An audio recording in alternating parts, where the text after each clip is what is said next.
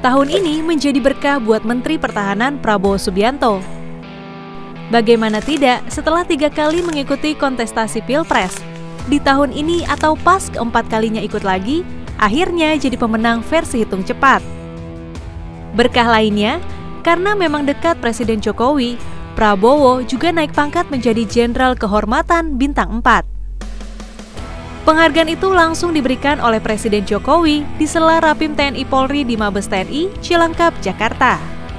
Penyematan gelar Jenderal Kehormatan bukanlah hal yang baru, karena pernah diperoleh sederet menteri berlatar belakang militer, termasuk Susilo Bambang Yudhoyono atau SBY, Luhut Binsar Panjaitan, Agung Gumelar, hingga Hendro Priyono.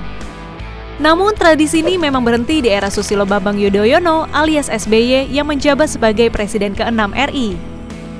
Pangkat Jenderal penuh atau Bintang 4 tentu sangat diimpikan Prabowo setelah karirnya di militer dihentikan akibat insiden 98.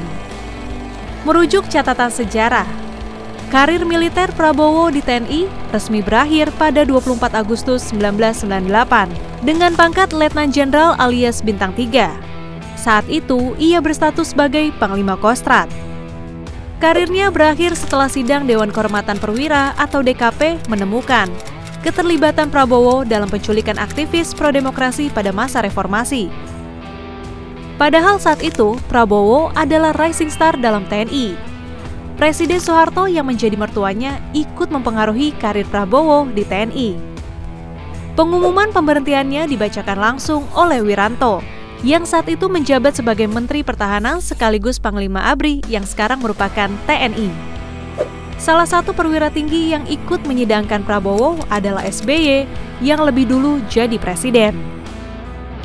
Kini, Wiranto dan SBY, orang yang pernah mengusulkan pemberhentian Prabowo, kembali bersatu dalam satu kubu pemerintahan.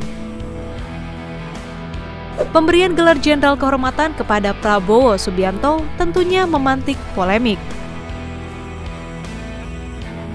Kelompok aktivis HAM dan anggota Komisi 1 DPR dari fraksi PDI Perjuangan mengkritik penyematan gelar Jenderal Kehormatan itu.